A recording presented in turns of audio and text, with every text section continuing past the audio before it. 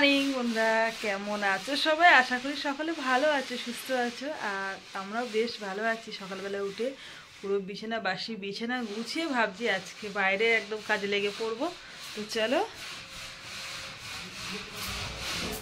বেশ খানিকটা জামা কাপড় ছিল, সেগুলো বের করে দিয়েছি।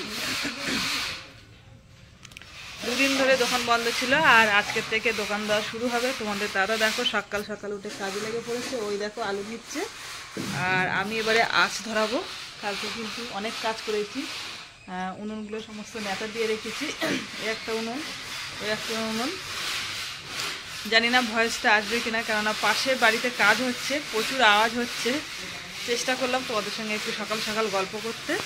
আর আমি এখন মোচা কাটতে বসবো। এই যে গামলায় মোচা আছে, মোচা নিয়ে বসবো, ঠিক আছে। দুদিন ধরে বেশ সময় কাটালাম, ছুটি কাটালাম, আর আজকের থেকে আবার দোকান শুরু হয়ে যাবে। আজ ধরাবো, ভাবলাম তোমাদের সঙ্গে একটু গল্প করি। ঠান্ডা কেমন পড়েছে আমাদের দিকে? কিন্তু সত্যি কথা বলতে প্রচুর ঠান্ডা পড়েছে। মানে কি বলবো, সকালবেলা একদম পুরো বাইরে বেরোনো যাচ্ছে না। বাইরে বেরোলেই যেন ঘর থেকে একদম মানে বাইরে থেকে ঘরে ঢুকিয়ে দিচ্ছে, এত পরিমাণে ঠান্ডা। সকালবেলা যেহেতু পড়ি, টিউশন নিতে যাই, ওর সঙ্গে আমার একটু ওটা হয়, উঠে আবার বাইরের দিকে চলে যাই, মানে বাইরের থেকে ঘুরে আবার ঘরে চলে যাই শুতে। চলো আজটা ধরিয়ে দিই, প্রচুর লেট হয়ে গেছে। এখন বাজে হচ্ছে জানো কটা বাজে? 1:30 বাজে প্রায়।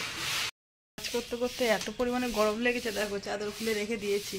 আর উনুনের ধারে বুঝতেই পারছো গরম লাগে, আগুন যদি এরকম করে জ্বলে, আর পাশে যদি কাজ করা, এমনিই তো গরম লাগবে। কমপ্লিট হয়ে গেল, আলুটা ঢাকা দেবো, দিয়ে ভাবছি একটু চা খাবো। জানো তো মানে কেমন কেমন লাগছে শরীরটা যেন।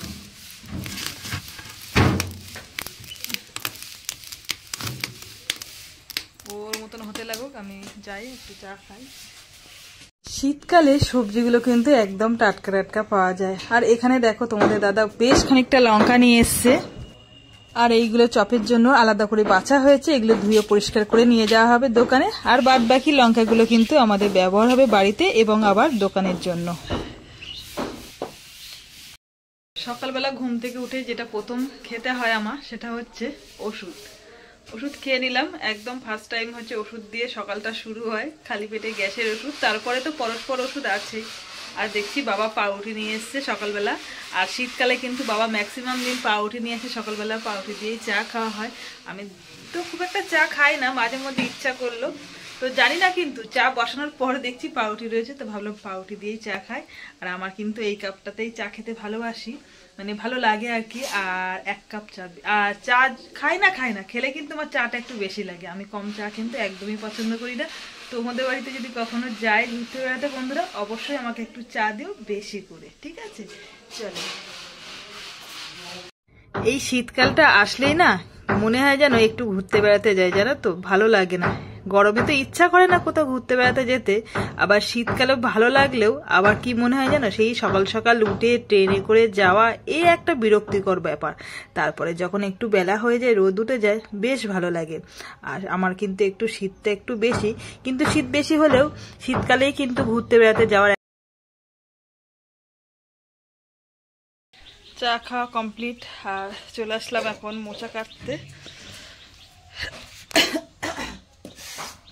আমাকে না অনেকে জিজ্ঞাসা করে যে মোচা কাটলে হাত মানে দাগ হয়ে যায় না, মানে আঠা কেমন একটা করে। সত্যি কথা বলতে আমি আজ প্রায়, আমার বিয়ে হয়েছে 3 সালে, 20 ওই 22-23 বছর হচ্ছে বিয়ে হয়েছে। তো সেখান থেকেই কম বেশি মোচা তো কাটি সকালবেলা করে। প্রথম প্রথম মা কাটতো, তারপরে তো আমি কাটা অভ্যাস করলাম, কাটি। তা খুব একটা অসুবিধা হয় না। এই দেখো এত বড় বড় মোচা, প্রত্যেক দিন কিন্তু প্রায় 4-5টা করেই দেখো, একটা বড় একটা বড়। আর এদিকে ছোট ছোট মোচা আছে, এই যে তোমাদেরকে তো দেখিয়েছিলাম, এই যে প্রায় কাটি। তো কখনো তেমন মনে হয়নি যে আমার হাতে আটা লেগে রয়েছে। আর সত্যি কথা বলতে কি বলতো, মোচা কাটার পর হাত খালি থাকে না। তো কাজের পর কাজ করছি, জল লাগছে, আমার লাগে না। আর একটা টিপস তোমাদেরকে দিতে পারি, মোচা কাটলে হাতে দাগ হবে না। সেটা হচ্ছে মোচা কাটার সময় তোমরা যদি যতবার মোচাটাকে কাটবে, ততবার এই যে জলে, আমরা হাঁড়িতে জল নিয়েছি দেখো, এই হাঁড়ির জলের মধ্যে হাত চুবাতে হবে। মানে মোচা একবার করে কাটবে, হাঁড়িতে হাতটা চুবাবে, তাহলে হাতে কিন্তু দাগ হবে না। তোমরা দেখো প্রত্যেক দিন কিন্তু, এটা হচ্ছে আলুর জলের মানে আলুর দাগ। আলু যেটা ধুয়েছিলাম, মানে অল্প একটু ধোয়া পড়েছে, আমার দাদা ধুয়েছে, তারপর আমি ধুয়েছি, তো সেই দাগটা। কিন্তু কখনোই হবে না তোমাদের হাতে দাগ। আর একটা টিপস হচ্ছে, সেটা হচ্ছে লবণ দিয়ে যদি তোমরা হাতটাকে ভালো করে মাখিয়ে নাও, নিয়ে মোচা কাটো, তাহলে কিন্তু দাগ হবে না। অনেকে তেল দেয়, তেল দিলেও কিন্তু দাগ হয়। ইঁচড় কাটলে দেখবে অনেকে হাতে তেল মাখিয়ে ইঁচড় কাটে, তবুও কিন্তু দাগ হয়। কিন্তু লবণটা দিলে আমার তো মনে হয় না তোমাদের হাতে দাগ হবে। এটা ছিল দুটো টিপস, ঠিক আছে? তোমরা ট্রাই করে আমাকে অবশ্যই কমেন্ট করে জানাবে তোমাদের হাতে দাগ পড়ছে কি। আর কথা বলা যাবে না, আবার কাজ শুরু করে দিয়েছে মিস্ত্রি, ক্যাচ ক্যাচ ক্যাচ ক্যাচ আওয়াজ হচ্ছে। ঠিক আছে, চলো, আমারও লেট হয়ে যাচ্ছে মোচা কাটতে।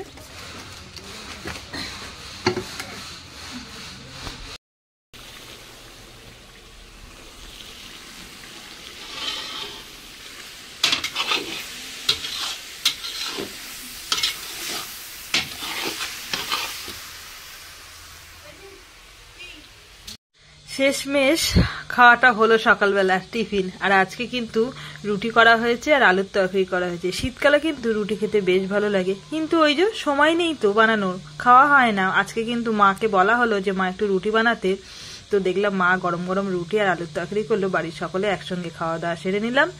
তোমাদের দাদাকে কখন তো বলছি খাওয়ার কথা, ওর আর সময় হচ্ছে না, কাজ করতে করতে চলে আসলাম রান্নাঘরে রান্না করতে। সকালে টিফিনটা মাই করলো, রুটি আর আলুর তরকারি করেছে। আর এখন দুপুরে হচ্ছে সয়াবিন আলুর তরকারি বানাবো, আর হচ্ছে তোমার পাকা পটল। পাকা পটলটা একজন আমাদের গিফট করেছে, মানে সেই বলেছিলাম, মামা বন্ধুদের বাড়িতে গেছিলাম, মামা বন্ধুর আর কি, সেই মামার বোনের বাড়ির থেকে এসেছিল পাকা পটল।